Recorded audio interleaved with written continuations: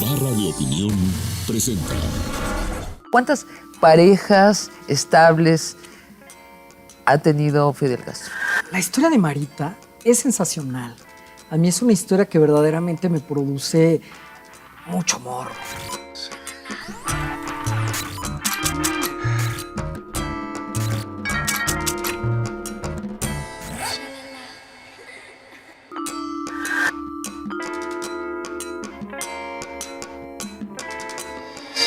Las mujeres de Fidel Castro.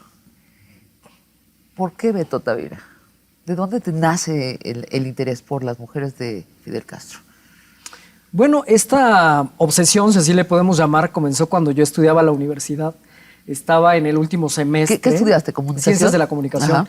Y entonces fui a la STV en San Antonio de los Baños, Cuba. ¿La escuela de cine? Exacto, y ahí estuve en un curso que me invitó un amigo y colega pues, a estar un poco de bullerista y un poco participativo en un corto que él hizo, Fernando Zamora. Y entonces me nació mucho el interés, fue mi primera vez en Cuba, y me nació mucho el interés por saber qué había detrás de la historia de este líder cubano, ¿no? Digo, detrás de todo guerrillero debe haber una historia de amor y de mujeres. Y bueno, y que ha permanecido tanto tiempo en el poder. Digo, Cuba es el rancho de Fidel Castro, francamente. Vamos a hablar de eso. ¿Por qué en Cuba sencillamente está prohibido reportar nada sobre la vida personal de Fidel? Es así, ¿no? Sí, desde luego. ¿Y por qué? Cuba, desde luego, nunca, bajo ningún tipo y ningún régimen, se ha podido documentar o ha podido salir a la luz pública de qué está hecho, aunque tengo que decirte que con los años se ha ido relajando. Después de tanto tiempo de que Fidel Castro ha condicionado y ha mantenido un control estricto en los medios de comunicación, al final del día los periodistas, sobre todo extranjeros, han ido auscultando, por así decir, la vida privada de este líder cubano. ¿Pero por qué? ¿Cuál es la lógica de que el líder no tiene debilidades como vida personal? Claro. ¿Es eso? Hay dos vertientes. La primera tiene que ver con un aspecto de seguridad. Sí, como obviamente claro. Al triunfo de la Revolución Cubana, Fidel Castro pues estaba en la mira del ejército, sobre todo norteamericano, Sí. para exterminar a este guerrillero, pues en esta faceta de tener que mantener en secrecía con quién estaba casado, cuáles eran sus hijos,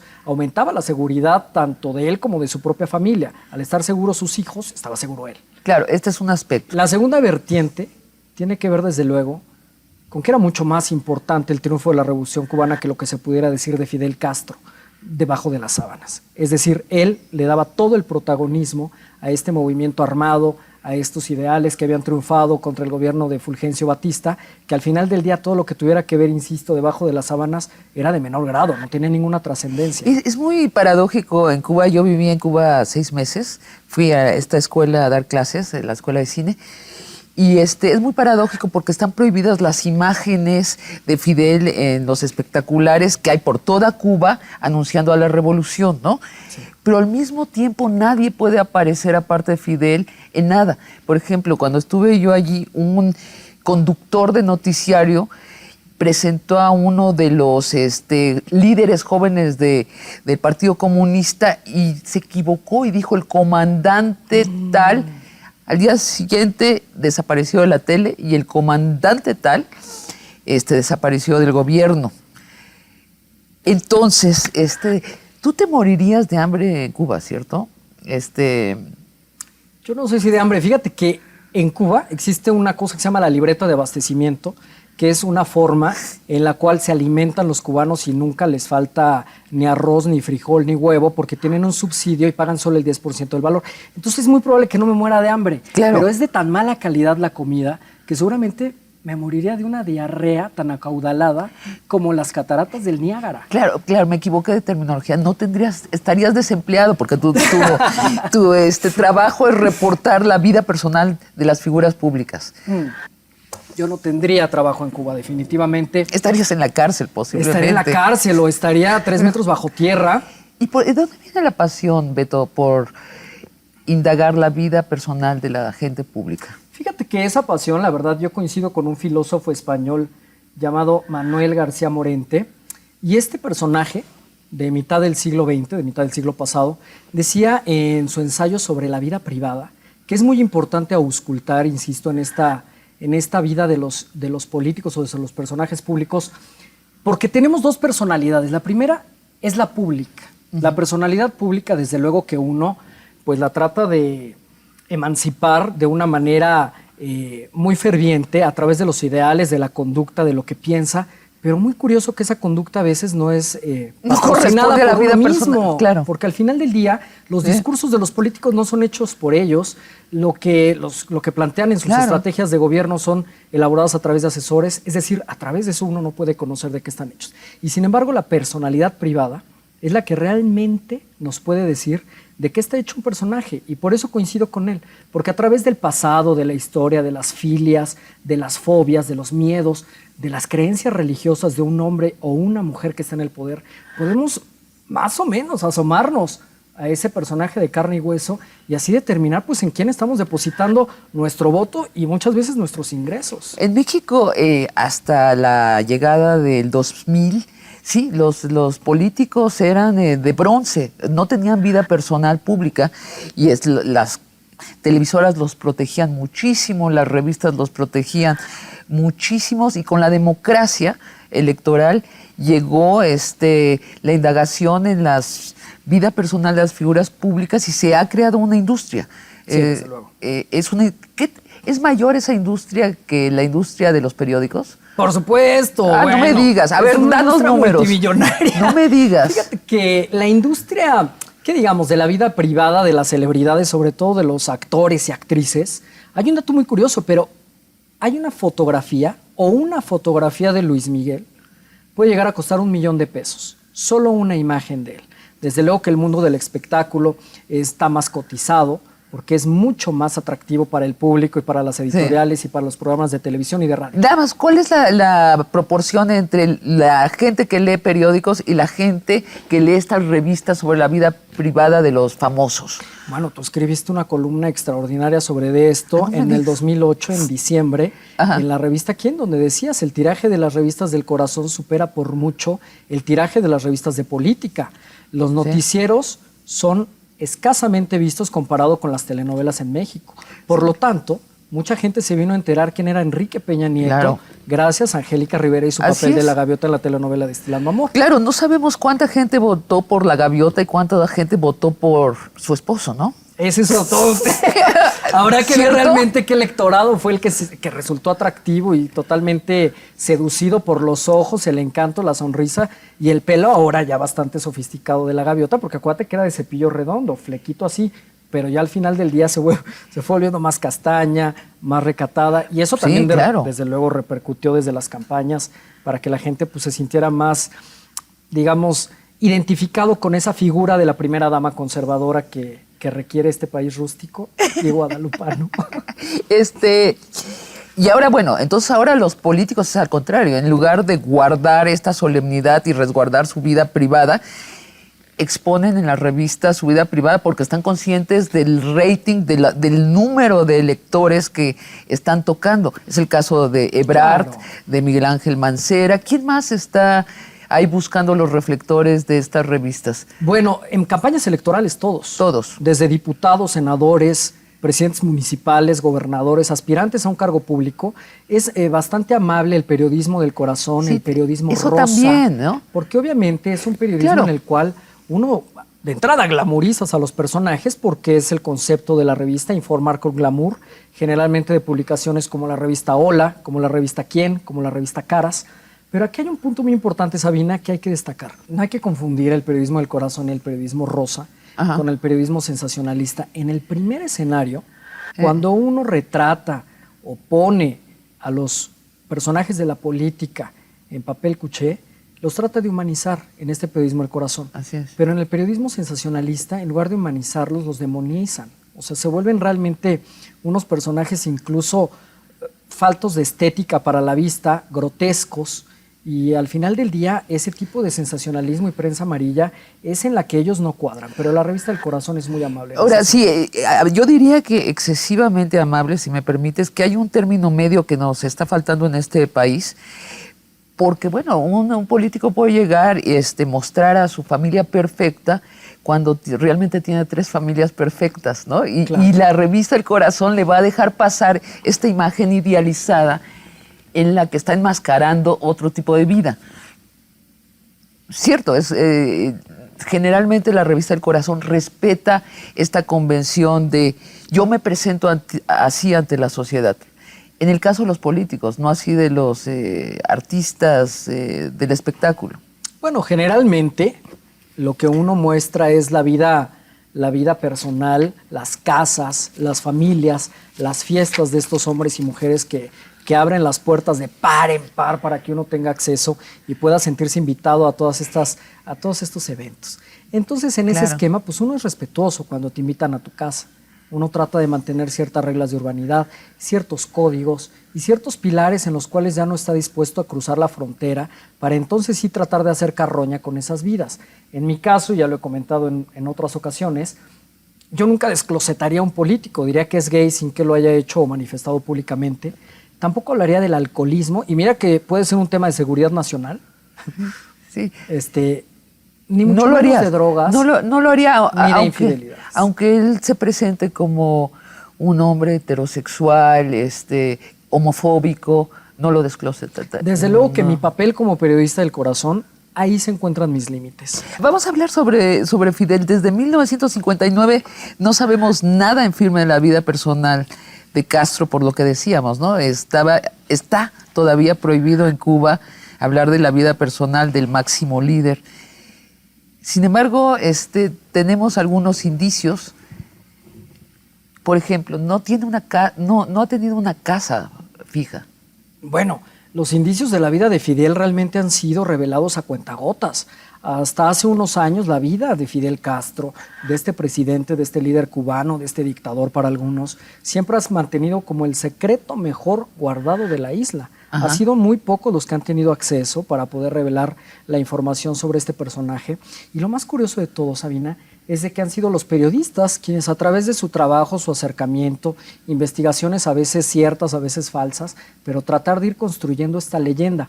Hay todo un mito en torno a que Gabriel García Márquez, el escritor, le ha ayudado a Fidel Castro a construir este personaje y esta leyenda, y dentro de la fórmula en la que se construyen las leyendas se encuentra tener la mayor información posible, porque uno a través de eso empieza a especular, a armar, a decir, y es lo que ha sucedido con Fidel Castro. Poco a poco se ha ido revelando a través de los años. Han sido los escritores, insisto, sobre todo los extranjeros, quienes lo han hecho, el propio Fidel Castro, pero sobre todo su familia, sus hijos cuando han ido creciendo, han ido documentando, han ido escribiendo libros, como por ejemplo su hija Lina, que ahora vamos a detallar su historia. Alina Fernández, que desde la disidencia escribió un libro muy polémico, ya iba detallando cómo era esa infancia y ese papel de un padre abandonador, etcétera, pero solo a través de ellos. El propio Fidel no tiene como una autobiografía, y lo que comentábamos Ahora, en los medios no se esta cosa como de Pancho Villa, ¿no? Pancho Villa tampoco tenía casa fija porque tenía miedo que lo mataran, entonces agarraba su zarape y se iba al monte. Esa es también la leyenda con Castro. No tenía casa fija. Dormía en 2, 3 casas cada noche. Exactamente. ¿Cierto? A través de estas biografías que se han escrito, nos hemos dado cuenta que Fidel Castro pues no tenía una casa fija. Se habla de alrededor de 45 propiedades en las cuales él no pasaba una noche, 2 noches, no las pasaba en la misma casa. Eso es muy interesante porque entonces tenía que irse cambiando, según él, por los atentados que recibía por parte de la CIA para asesinarlo. Se habla alrededor de 600 atentados según el propio Fidel Castro, y por supuesto con esta parte de tratar de salvaguardar su integridad, pues iba moviendo de un lado a otro. 45 casas que lo estaban esperando. Desde luego. O sea, no vivía una familia allí y llegaba a visitar, sino 45 casas de Fidel Castro en las islas. Desde que está enfermo es otra situación. Vive en un lugar fijo, me imagino. Sí, es un dato muy curioso porque fíjate que ahí Fidel Castro dejó el cargo en julio de 2006. Caray, sí dejó el cargo, cierto.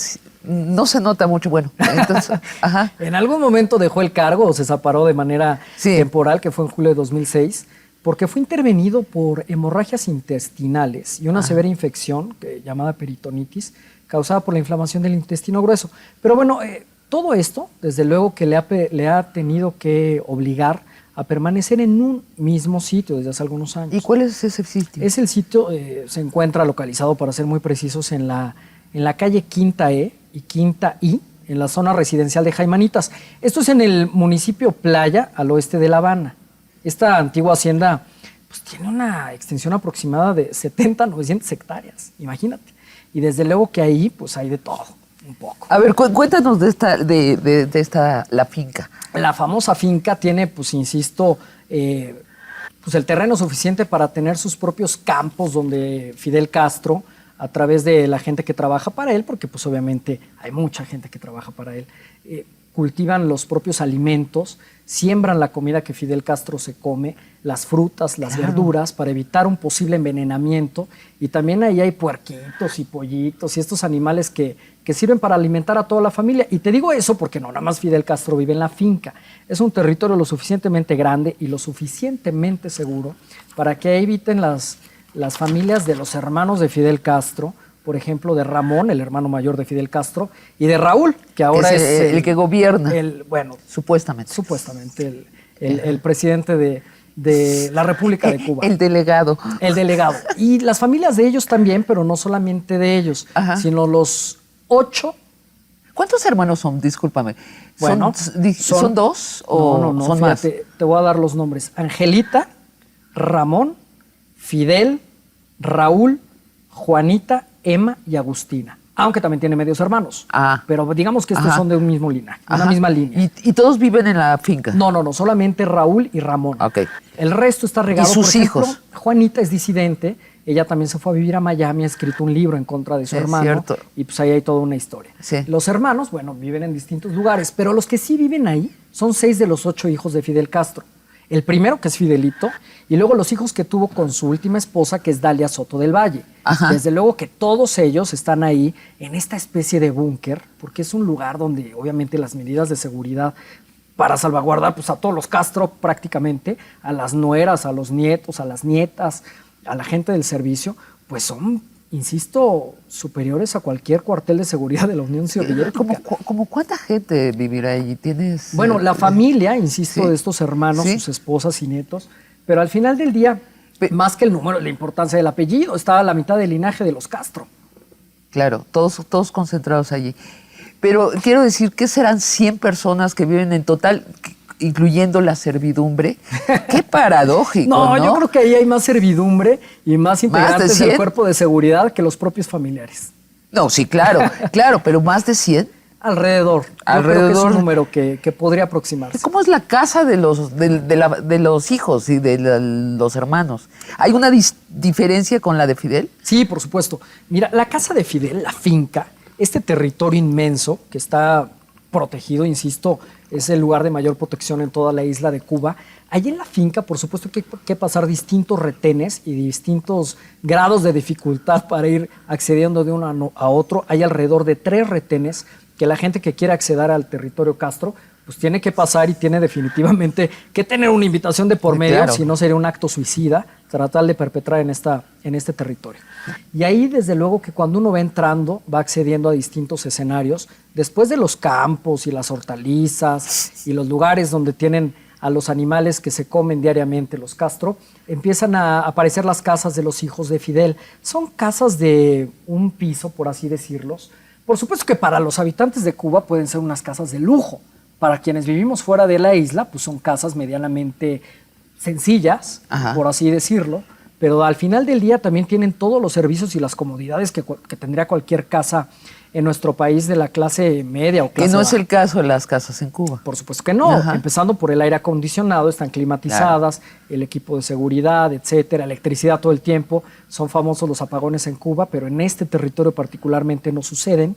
Y entonces en ese esquema pues podemos hablar de unos territorios y de unas casas muy bonitas, muy bien custodiadas, aunque sean de un piso, pero de todas maneras cuentan con todos esos servicios. Y llegas al último retén, supongo que llegas a la mansión del comandante. ¿Es una mansión? Fíjate que no, Sabina, es una casa de un piso. Es una casa de un piso aproximadamente de unos 300 metros cuadrados construidos. Y en esa casa que uno va accediendo, pasan por un pasillo lleno de árboles, llegas como a un lobby enorme de piso de granito. La casa huele a viejo. La casa es como que se quedó atrapada también, como toda Cuba, se quedó atrapada en el pasado y en los 60, pero por supuesto con mucho más mantenimiento que los edificios de La Habana o que los edificios de algún otro lugar de la isla. Y en la sala de la casa de Fidel Castro hay una especie de portarretratos donde ves a todos los líderes del mundo que se han tomado fotos con Fidel Castro. Sí. Es un poco parte del ego, ¿no? De estar en la casa del disidente. Bueno, pero es enorme, debe ser larguísimo eso. O sea, porque Kilométrico. ¿cuánto tiempo llevan el poder? Bueno, Castro? desde el 59. 59, cuando fue claro. la Revolución Cubana. Hombre. Entonces imagínate todos estos portarretratos Sí. con los líderes, y también hay muchos regalos de los objetos que les han dado varios dignatarios, varios mandatarios de todo el mundo a lo largo de todas estas décadas, y esos son los adornos que existen en la sala. Qué curioso, porque obviamente pues ya te podrás imaginar que hay de chile mole y de manteca, aunque la decoración pues obviamente es mucho más austera, estilo rústico. No O sea, es algo señalas a moderno. Shalala y dices, bastante más austera. ¿A eso te Más vas a hacer? austera que todo esto que tenemos. Sí. Y desde luego, pues más convencional, más de esa época. Los techos son de doble altura. Ajá. Y en el techo particular es de ladrillo, ¿no? Con un poco de vigas de madera. Insisto, es un estilo como muy de la isla. ¿Tiene pero al final del televisión? día. Sí, claro. Bueno, yo creo que es el único lujo, por así decirlo, aparte de otros vinos franceses que ya mucha gente ha documentado al respecto. Pero en cuanto a tecnología, la decoración del lugar, hay una gran pantalla, que es la que se encuentra en la sala de la casa de Fidel Castro, donde el líder cubano ve los noticieros. A diferencia de algunos expresidentes mexicanos que nunca veían noticias, él sí devora información y ha sido famoso por eso a lo largo de todo. ¿Y tiene algún sistema para captar otros canales? No sabemos. No tengo la precisión, lo que sí calculo es de que alguna antena parabólica podrá tener Sí, para ver la suponemos, televisión ¿no? internacional. Ojalá. Porque yo creo que la televisión de paga en Cuba, digamos que es inexistente. ¿Y qué hace Castro? Aparte de gobernar, ¿tiene aficiones? Bueno, Fidel Castro a lo largo de toda su vida ha sido muy deportista. Fíjate que Sí, en es aquella verdad, le parte, gustaba el béisbol, ¿no? el básquet, el béis, le gusta la pesca. Hay fotos famosísimas de Fidel Castro con unos peces enormes y su caña y vestido de buzo, cosa que a mí me parece muy simpática. Con porque la barba. para poder ver a Fidel Castro vestido de buzo con esa barba enorme, pues al final del día uno más lo tiene identificado con este traje de guerrillero. Claro. Pero también entre esas aficiones está la buena comida. Es muy asiduo a la comida italiana, a la comida condimentada, a los vinos franceses, que desde luego que esto pues contrarresta con esta imagen de que tendría que estar comiendo frijoles y arroz o los famosos moros con cristianos todo el día. Sí, la contradice, de hecho, porque luego. además en Cuba es muy difícil conseguir esos lujos culinarios. Bueno, no solo difícil, es totalmente incongruente con lo que vive el resto de la población, y al final del día aquí también tenemos un tema de pues esos lujitos que se da de quesos finos, de cosas gourmet, ¿no? También un poco de carnes frías españolas, jamón de jabugo, jamón serrano.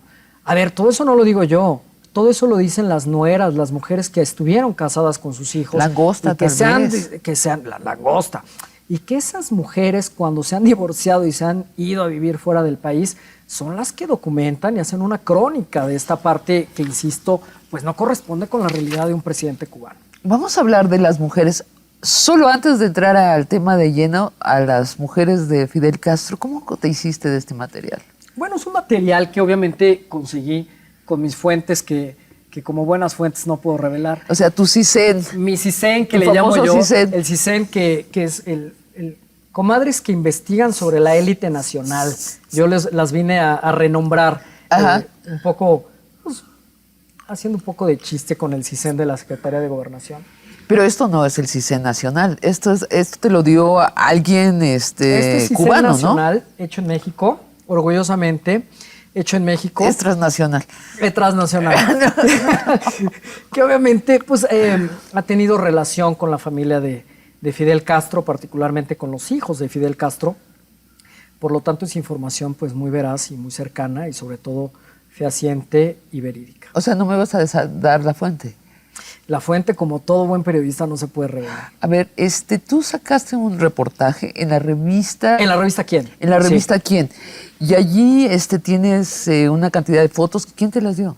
Esas fotos es la fuente que te platico, que me gustaría puedes no decir? comentar de ¿Por ella. qué? A ver, ¿pero por qué? Porque esta fuente ha sido muy cautelosa en el esquema de que a veces no les gusta figurar, no les gusta hacer alarde de que son amigos de los hijos de Fidel Castro, pero sí, lo que sí podemos ver en estas fotos, fíjate, son personajes muy curiosos, Seguramente ahorita lo podemos ver en pantalla. O que tal ¿Sabes vez quién está? El hermano de Luis Miguel, Alejandro Basteri, junto con otro grupo de amigos mexicanos, estuvieron en esa visita a la finca. Y vas a ver el hermano de Luis Miguel retratado con el hermano de Fidel Castro. Ver, es posible que si en Cuba saben quién te dio esta información, esta persona tuviera repercusiones graves. Pues mira, ya Ese pasaron caso. muchos años. Ese reportaje la primera vez lo publiqué en el 2005. Después hice otra publicación. ¿Y qué ha pasado? No, ahí está la fuente, sigue vivita y coleando. ¿Se han publicado estas fotos en Cuba? No sabría decirte, no tengo la certeza. Yo no he vuelto a Cuba desde antes de haber publicado este reportaje y no sé si me vuelvan a dejar entrar. Bien, entonces vamos ahora sí a las mujeres de Castro. ¿Cuántas mujeres ha tenido Castro? Bueno, te cambio la pregunta porque esa es muy indefinida. ¿Cuántas parejas estables ha tenido Fidel Castro? Bueno, la historia del corazón del comandante cubano cuenta con un verdadero abanico de mujeres que han estado pues en sus brazos, en sus labios y no sé dónde más. Porque estas mujeres también han tenido hijos. Nos podemos imaginar, Beto. Han tenido, por supuesto, descendientes de Fidel Castro. La primera historia, y particularmente una de las historias bastante atractivas en el sentido de que con ella vivió todo el cambio de la revolución cubana, fue con Mirta Díaz Balart. Fidel Castro. Desde que eran guerrilleros, desde antes, ¿no? Desde el partido político. Desde antes de que Fidel Castro, desde luego, gestara la revolución cubana, ya estaba casado con Mirta Díaz Balart. Entonces, con esta mujer procreó un hijo llamado Fidelito, el único hijo que tuvo con ella. Y con Mirta, desde luego que Fidel vivió esta parte del ataque al cuartel Moncada, el famoso ataque. Y en ese cuartel que él fue encarcelado, se intercambiaba cartas con Mirta.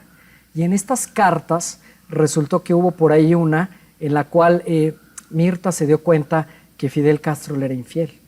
Entonces, esa carta, por equivocación, bueno, no por equivocación, porque resulta que el hermano de Mirta trabajaba en el gobierno de Fulgencio Batista mientras Fidel Castro estaba encarcelado. Entonces, este personaje, con el poder que tenía, lo que hizo fue intercambiar las cartas para que a su hermana Mirta le llegara la carta de la amante. Propositivamente. Por supuesto, porque todo lo que se trataba era de que además de que tenían al guerrillero, al por revolucionario, supuesto, pues no lo quería tener de en cuñado. la familia. Entonces hizo todo lo posible para que esto sucediera. Y Mirta, pues bueno, abrió la carta, se dio cuenta que Fidel Castro tenía una relación extramarital. Y sin embargo, algo muy curioso, como madre del primer hijo de Fidel Castro, guardó compostura y guardó silencio. Ante esto, Fidel Castro siguió en la cárcel y precisamente ¿Estaban allí en la cárcel, casados? Sí, claro. Por lo civil. Sí, por supuesto. Okay, y ahí Mirta lo que hizo fue sacar el manuscrito de La historia me absolverá, que Fidel Castro escribió desde la cárcel. O sea, siguió siendo compañera, camarada. Y cómplice, además de claro. todo. Y entonces Mirta, cuando saca el manuscrito, lo mantiene ahí un tiempo hasta que Fidel saliera de la cárcel, y el hermano de Mirta le daba dinero a Mirta por parte del gobierno, pues para que se mantuviera, pudiera mantener al hijo. Cuando Fidel Castro se entera de esto, lo primero que hace es pedirle el divorcio a su mujer. ¿Por qué? Por haber estado recibiendo dinero del gobierno que él trataba de derrocar y del cual estaba inconforme. O tal vez se enamoró de Natalia Revuelta, que es la entonces, segunda. por supuesto que ahí viene esa historia. ¿Y era de otra clase económica, social, Natalia Revuelta? Bueno, ¿Dónde la conoce? Claro, Natalia y Mirta, digamos que coincidieron en el tiempo en cuanto a los asuntos románticos del comandante Fidel Castro. Porque entonces Natalia, esposa de un médico muy famoso en Cuba, conoce a Fidel Castro en la Universidad de La Habana, se simpatizan, se caen bien, a ella le cae bien esta imagen. Además, ¿sabes una cosa? Castro es un tipo impresionante físicamente. Las fotos de su juventud, es un tipo casi de 2 metros, es un tipo realmente muy guapo. Sí, por supuesto. Entonces no fue ninguna casualidad que cuando Natalia conoció a Fidel Castro en la Universidad de La Habana y vio a este personaje que además de todo tenía ideas revolucionarias, pues sintió una atracción física por él, que al final del día pues lo llevaron a tener a ella esta relación también extramarital con Fidel Castro. Mientras él estaba en la cárcel. No, previo a la cárcel. Ah. Entonces, Natalia, Ajá. fíjate que pues, era una familia, estaba casada con uno de los médicos más importantes de Cuba de aquella época. Su situación económica, por supuesto, era muy solvente y fue vendiendo sus joyas, sus collares de perlas, sus pulseras, sus relojes. Y con ese dinero que le dio a Fidel Castro, él pudo comprar armamento, un poco de armamento para poder hacer el ataque al cuartel Moncada. Y es por esa parte de que Fidel, pues bueno, mantenía esta relación en los dos escenarios, en estas dos pistas, por así decir, y que al final, pues bueno, terminó con las dos, porque tampoco, digamos que permaneció mucho en este escenario ni de Mirta ni de Natalia. Pero a diferencia de Mirta, Natalia nunca supo de la carta. Cuando vio que llegó esa carta y que no era para ella, que tenía otro nombre, pues nunca la vio. O sea, el hermano intercambió las cartas. Exacto. ¿Qué tal? ¿Y cómo se terminó la relación con Natalia? Bueno, con Natalia, porque la cachó el marido.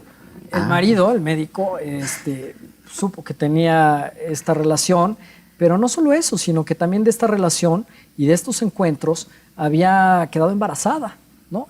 Natalia quedó embarazada de Alina, que en un inicio pues no fue reconocida por Fidel Castro, y desde luego que el médico esposo de Natalia se hace cargo sabiendo que él no era el papá y la reconoce con su propio apellido. Y fueron muchos años después cuando Fidel Castro, a través de una prueba de paternidad, reconoció a Alina Fernández, pero ya no le dio el apellido. Entonces Alina lleva el apellido del médico esposo de su mamá. Marita Lorenz, la tercera pareja sentimental de Fidel Castro. Bueno, la historia de Marita es sensacional.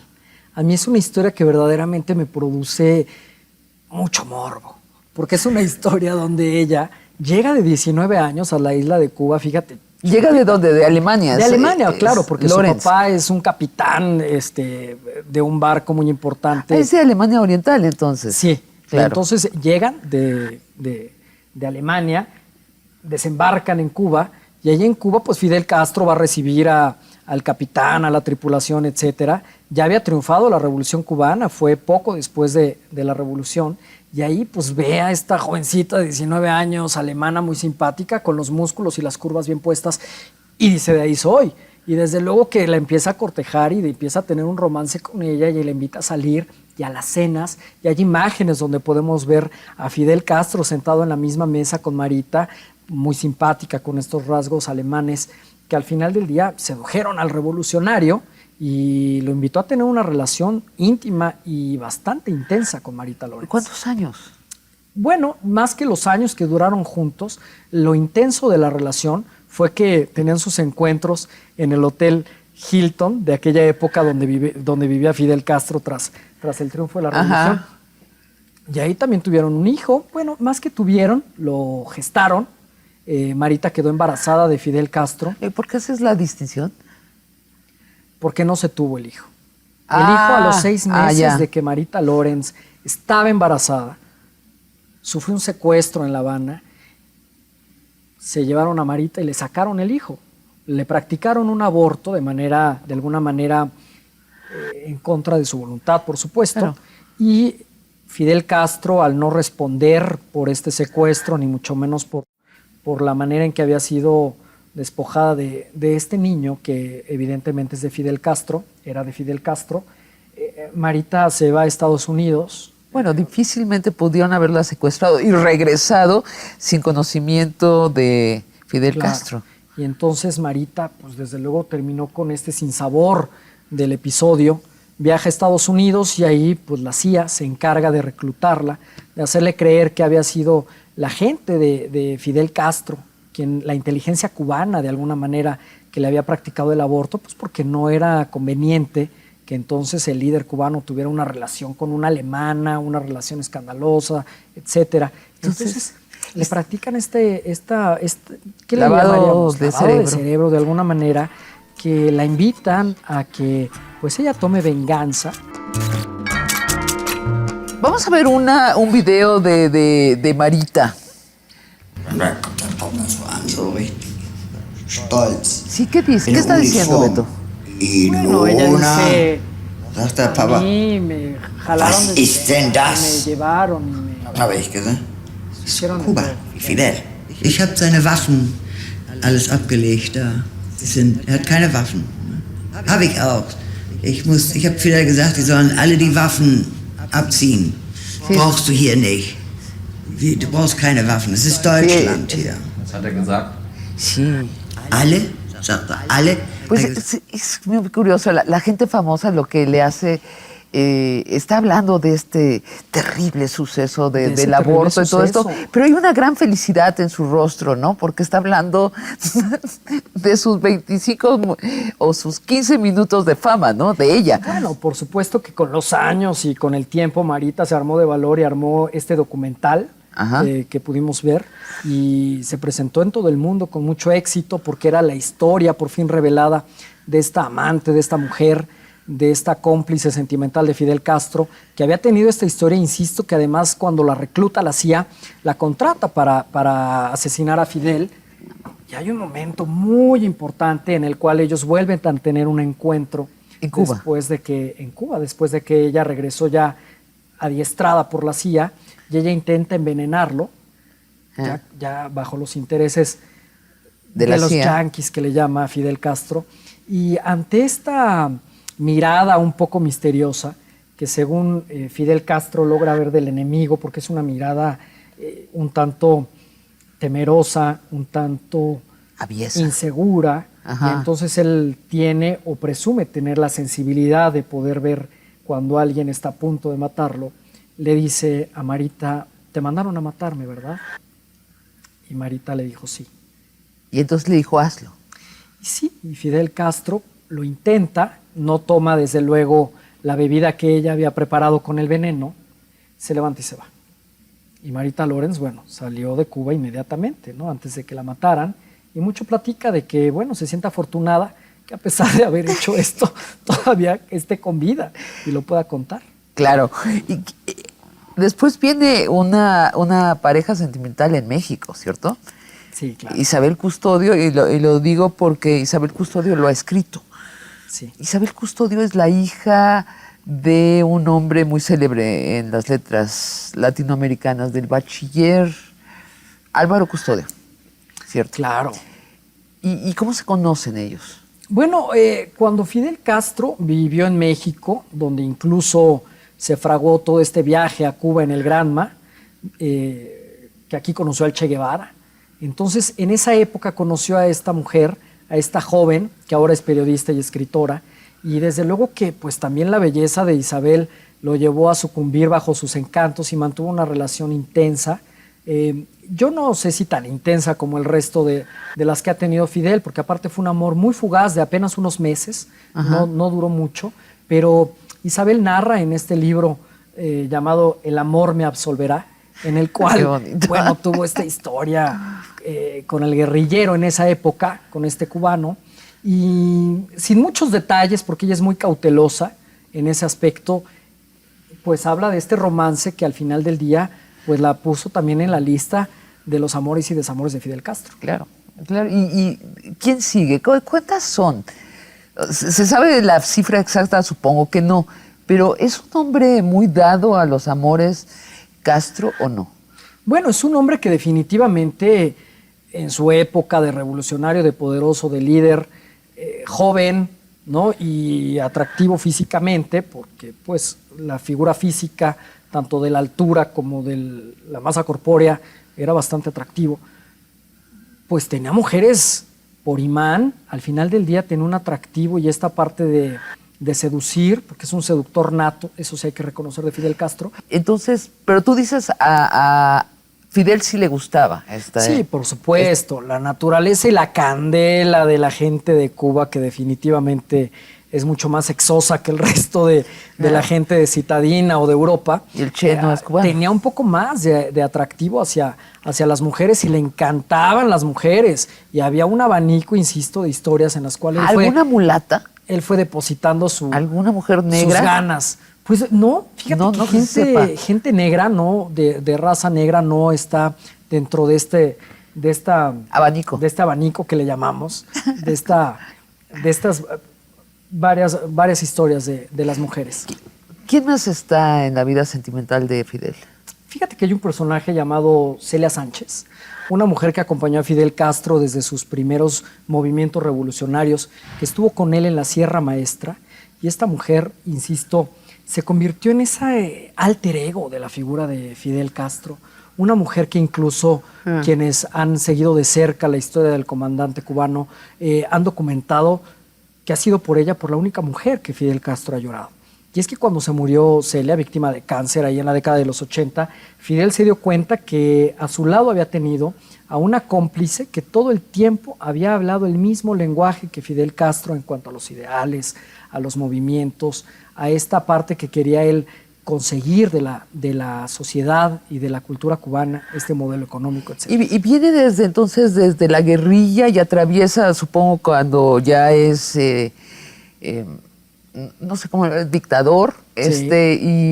Y después ella es ministra o tiene cargos en el gobierno, Bueno, ¿cierto? llega un momento que, por supuesto, después de haber atravesado todos estos episodios de la mano de Fidel Castro y acompañándole y al Che Guevara y a todos estos otros revolucionarios que fraguaron este movimiento en Cuba, Celia ocupa un cargo en Cuba luego de la revolución y ella se convierte en parte de esta gente que le hablaba al oído a Fidel Castro y de las cuales escuchaba, pero además el hecho de haber sido mujer y revolucionaria y en esa época y con un nombre, con esa fuerza y con ese dinamismo de Fidel Castro, pues la hace una mujer que verdaderamente, aunque no tuvo un protagónico en una relación, digamos... ¿No ¿Tuvieron una relación erótica ellos? Desde ¿O es luego, una pero no relación fue de camaradería? No, sí hubo una relación erótica, sí hubo una relación que obviamente a él le atraía la personalidad fuerte, dominante y sobre todo transgresora de Celia. Entonces, esta parte de la fortaleza de esa mujer,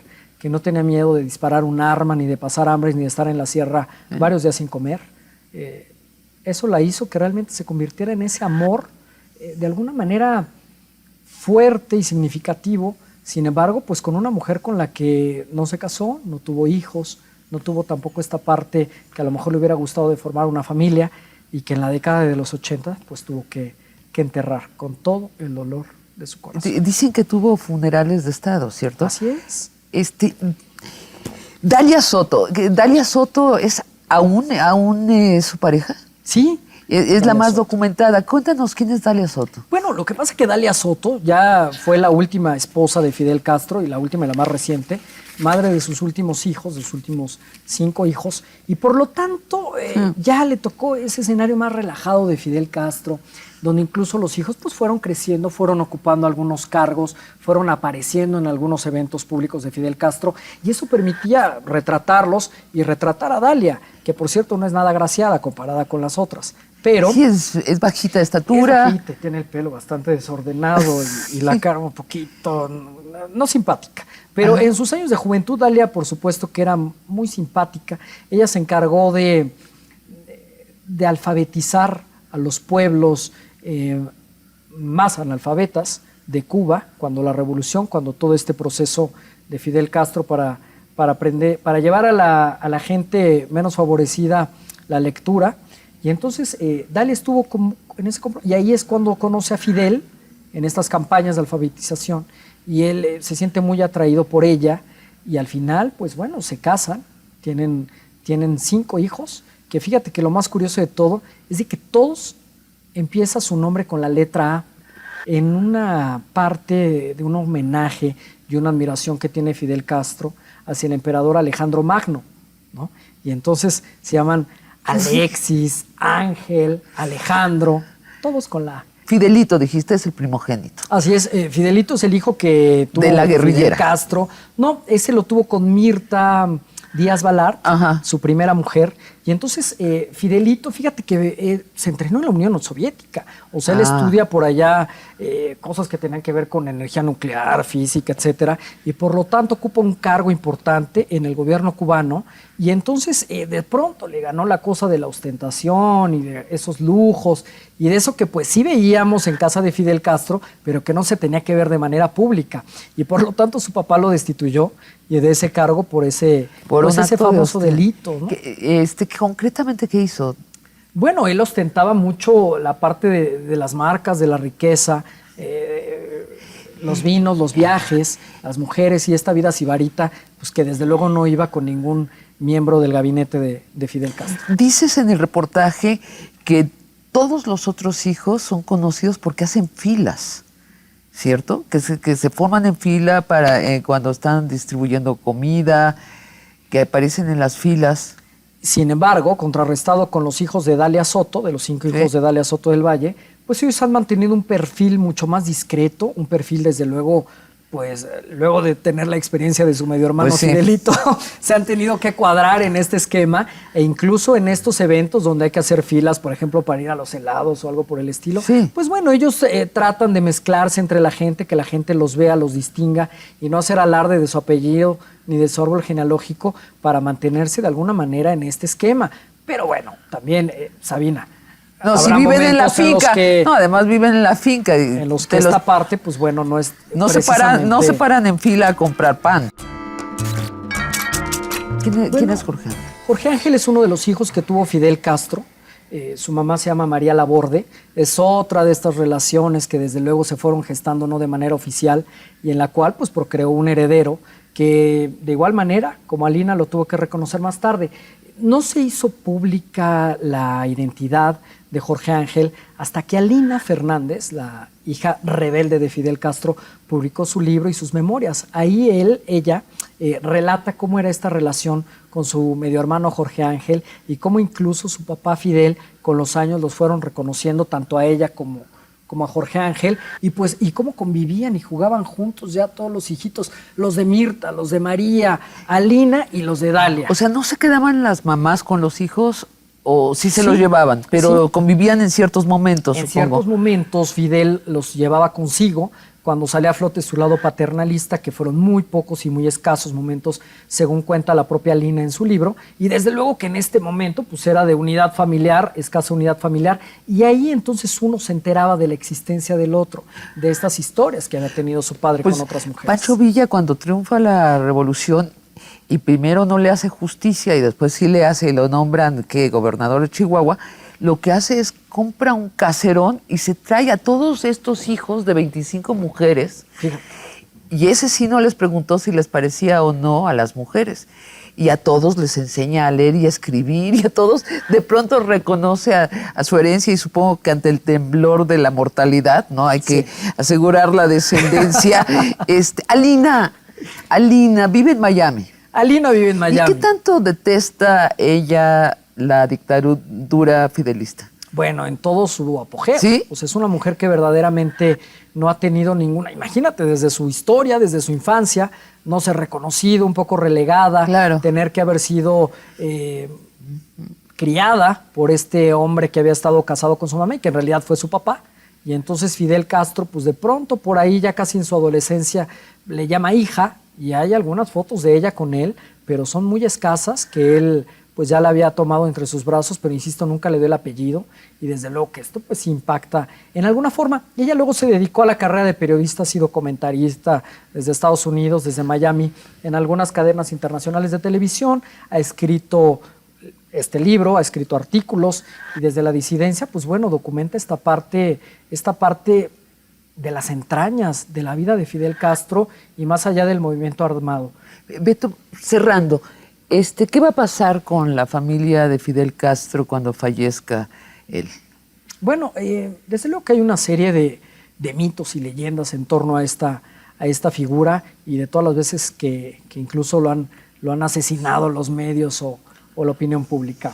Aquí hay una de las leyendas muy interesante en la cual, sin ser una versión oficial, ni mucho menos estar documentado, pero sí en una versión fidedigna, se habla de que el gobierno cubano no reportará y no informará sobre la muerte de Fidel Castro hasta después de determinado tiempo. Esto es parte de una estrategia, insisto, no oficial, en la cual lo que se pretende es de que la familia de Fidel Castro, tanto sus hermanos como sus hijos y sus nietos, puedan abandonar la isla, trasladarse a países que han tenido una estrecha relación, un vínculo muy amigable con Cuba, y ahí pues bueno, puedan de alguna manera protegerlos a ellos y a sus familias para que entonces los enemigos que le llaman ellos del gobierno norteamericano no puedan llegar a la isla y tratar de ajusticiarlos o de investigarlos o de, sobre todo, retirarles estas cuentas bancarias que desde luego tienen tanto en Cuba como en países extranjeros. ¿Se sabe que tienen cuentas en el extranjero? Bueno, hay una información de estas fuentes que te platico, con las que he tenido acercamiento a lo largo de todos estos años, que conocen a la familia de Fidel, y pues desde luego hay un tema de los dineros que ellos han tenido en estos países amigos, quizás con otros nombres, quizás es lo más... O sea, ¿es una familia muy rica? Yo no sé si muy rica, no tengo la precisión. Sí. Pero tienen, digamos, asegurado económicamente... En torno a esta teoría de la cual te platico, pues sí, tienen tanto asegurada su integridad, tanto como su futuro económicamente hablando. Pues eso hablaría muy mal de la historia del hombre que dijo la historia me absolverá, pues significaría que no tienen confianza en que son queridos por los cubanos, significaría también que ellos no quieren mucho a los cubanos como iguales. Veremos qué pasa, ¿no? Esto nos lo contará la historia sin duda. Sin duda, Sabina, eso Beto, habrá que esperar. Muy divertido, muy agradable. Gracias por estar de nuevo acá en Shalala. Encantado, muchísimas gracias. Barra de Opinión presentó.